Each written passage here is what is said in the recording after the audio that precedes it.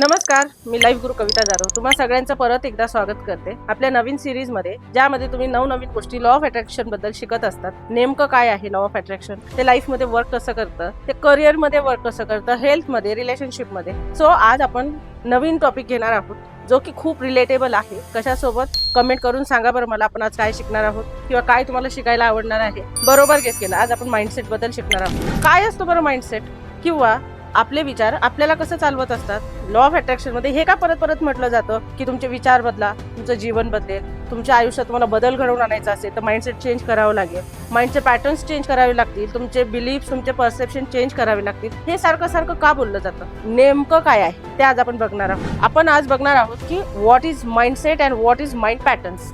So if you all are ready, type in chat box, comment मध्ये ready type करा, चला fast. आणि जर तुम्हाला हे सगळं आवडत असेल, या सगळ्या गोष्टी तुम्हाला वाटत असतील रिलेटेबल आहेत, आमच्या आयुष्याशी निगडीत आहेत, रोज आम्ही हे वापरू शकत आहोत, तर कमेंट मध्ये टाईप करा येस इट इज युजफुल. चला तर मग आपण पुढचं बघूयात. सो माइंडसेट म्हणजे काय, तर आपल्या विचारांची आणि आपल्या देवाणघेवाणीची क्षमता, विचारांच्या देवाणघेवाणीची क्षमता. लहानपणापासून जसे जसे आपण 3 वर्षानंतर 4 वर्षानंतर मोठे होतो, आपल्याला वेगवेगळ्या गोष्टी कळायला लागतात. की रडल्याने गोष्टी मिळणं, कुणीतरी आपल्याला रागवतंय, कुणीतरी आपल्यावर हसतंय, कुणीतरी आपल्याला बोलतंय. मग लहानपणापासून हे पॅटर्न्स तयार होत जातात. जर तुम्हाला लहानपणी कोणी म्हटलं असेल की you are good for nothing, तू तर काहीच चांगलं करू शकत नाही, तर तो खोलवर सबकॉन्शियस माइंड मध्ये तो पॅटर्न तुमचा जमा झालेला आहे. जर तुम्हाला कोणी म्हटलं असेल की तू अभ्यासात हुशार नाहीयेस, तू काहीच करू शकत नाही, तो काहीच करू शकत नाही हा शब्द तुमच्या सबकॉन्शियस मध्ये स्टोअर झालेला आहे. ज्या वेळेला तुमच्या लाईफ मध्ये काही सिच्युएशन्स येतात, त्यावेळेला तुमचे हे पास्ट ट्रॉमाज जे आहेत ते तुम्हाला डिसिजन घेऊ देत नाही. तुमच्या डिसिजन्स मध्ये सतत अडचणी येत राहतात, कारण लहानपणापासून तू डिसिजन घेऊ शकत नाही, किंवा तुझ्या ती क्षमता नाहीये, किंवा तू हे करू शकत नाही. हे शब्द कानावर पडलेले आहेत, कानावर नाही तर ते मनात रुतलेले आहेत, तुमच्या सबकॉन्शियसचे पॅटर्न झालेले असतात. हे पॅटर्न आपण रिमूव्ह करू शकतो का? 100% रिमूव्ह करू शकतो. ते पॅटर्न्स रिमूव्ह करण्याच्या वेगवेगळ्या टेक्निक्स आहेत, ज्या की मी माझ्या स्टुडंट्स कडनं करून घेत असते. वेगवेगळ्या पद्धतीने आपण हिलिंग करत असतो. कारण जर तुम्ही असं म्हणत असाल की आपण जग चालवतोय, तर हे चुकीचं आहे. आपले विचार आपलं जग चालवत आहेत. तुमचे जसे विचार असतील तसं तुमचं आयुष्य होत जातं. तुम्ही ज्या मनात विचार आणतात त्या गोष्टी तुमच्या समोर कशा येऊन उभ्या राहतात बरं, मला सांगाल का? ज्यावेळी आपण चोरीच्या घटना झालेल्या आजूबाजूला ऐकतो किंवा ऍक्सिडेंट झालेल्या ऐकतो, जर आपण त्या न्यूज कंटिन्यू बघितल्या तर तुमच्या फीड मध्ये कंटिन्यू त्या ऍक्सिडेंटच्या न्यूज किंवा चोरीच्या न्यूज येत राहतात. मग जर इंस्टाग्रामने किंवा युट्यूबने अल्गोरिदम त्याचं सेट केलं आहे, तुम्ही जे बघतात ते तुम्हाला सारखं सारखं दाखवलं जातं. त्यांना तुमची फ्रिक्वेन्सी माहिती आहे, पण ती फ्रिक्वेन्सी क्रिएट करणारा ब्रेन तुमच्याकडे आहे. तर तुमच्या फ्रिक्वेन्सी किती हाय असतील? कॉम्प्युटर असू दे, लॅपटॉप असू दे, इन्स्टा असू दे, युट्यूब असू दे, फेसबुक असू दे, सगळं आपण क्रिएट केलेलं आहे, आपल्या माइंडने क्रिएट केलेलं आहे.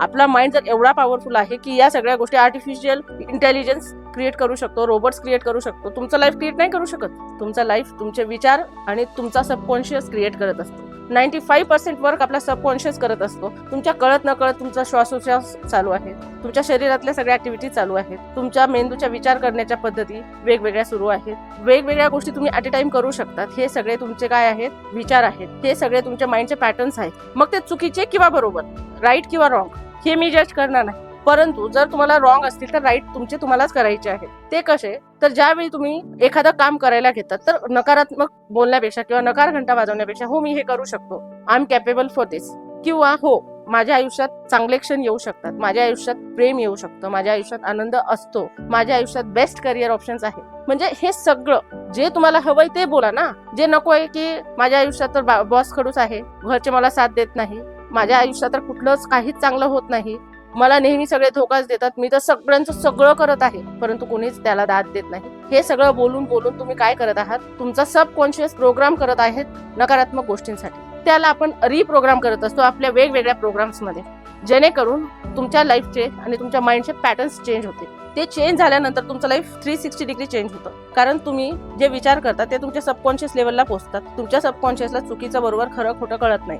तुम्ही त्याला जे दाखवाल ते तो ऐकेल. आणि ते जसं तुमच्याकडे जिनी असतो की नाही, अलिबाबाचा जिनी माहिती असेल तुम्हाला, त्या जिनीला तुम्ही जे सांगाल ते तुमच्या समोर तो काय करतो? प्रकट करतो. तसा तुमचा सबकॉन्शियस हा तुमचा जिनी आहे, दॅट इज युअर पर्सनल जिनी. तुम्ही त्याच्यात जे फीड कराल ते सगळं तुम्हाला देण्याची क्षमता त्याच्यामध्ये आहे. कारण अहम ब्रह्मास्मी असं म्हटलं जातं. खूप वेगवेगळे मेडिटेशन्स केले जातात. अहम ब्रह्मास्मी म्हणजे काय की माझ्या आतच ब्रह्मांड आहे. आणि हो, आपल्या आतच ब्रह्मांड आहे. आपण सगळीकडे शोधायला जातो सगळ्या गोष्टी, सगळे सोल्युशन. पण एकदा स्वतःशी बोला, डोळे बंद करून शांत बसा, स्वतःशी बोला, स्वतः विचार करा, तुमच्या मनाजवळ पोहोचण्याचा प्रयत्न करा, तुमच्या सबकॉन्शियस पर्यंत पोहोचण्याचा प्रयत्न करा. फक्त अल्फा बीटा स्टेट नाही तर थीटा स्टेट पर्यंत जाण्याचा प्रयत्न करा माइंडच्या मेडिटेशनद्वारे. बघा, तुमच्या आयुष्यात खूप फरक पडणार आहे. कारण मेडिटेशन आपल्याला शांत करतं. आपण बघितलेलं आहे, कितीतरी युग पुरुष झालेले आहेत, कितीतरी संत महात्मा झालेले आहेत. 18 वर्ष तपश्चर्या त्यांनी केलेली आहे. आणि ते तपश्चर्या करायचे तर मग ते राक्षस असू दे किंवा दानव असू दे किंवा देव असू दे, देव हा सगळ्यांना समान देतो, कारण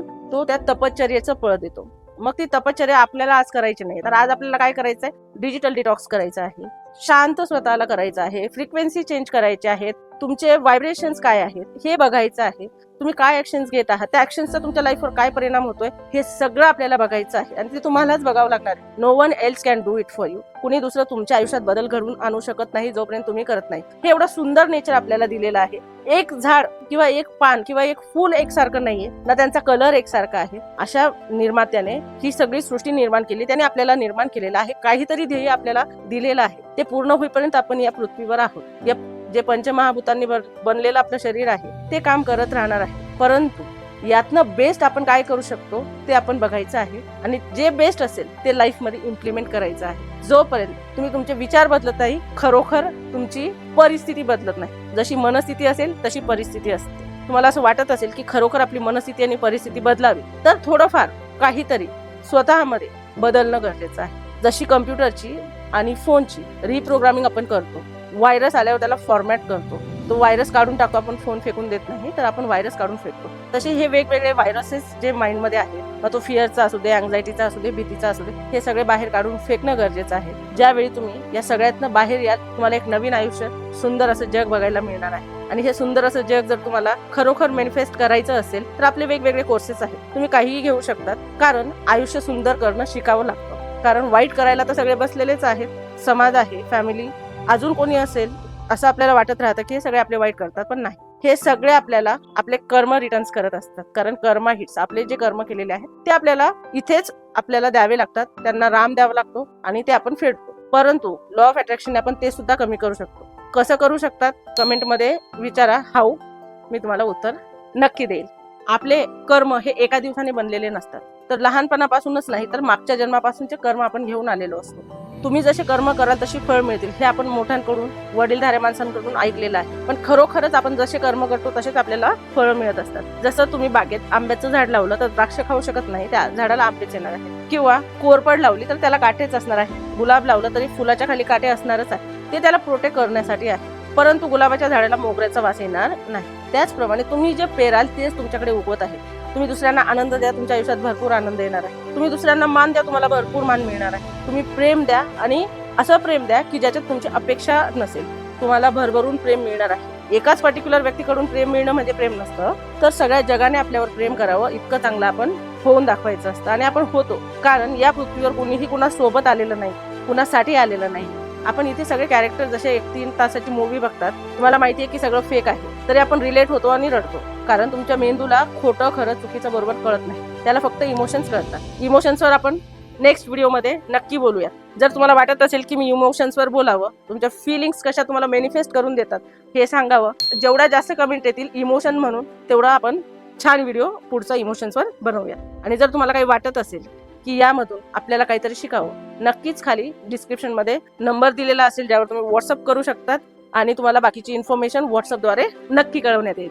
तोपर्यंत नमस्कार, काळजी घ्या आणि विचार बदला आणि आपलं आयुष्य नक्की बदलेल.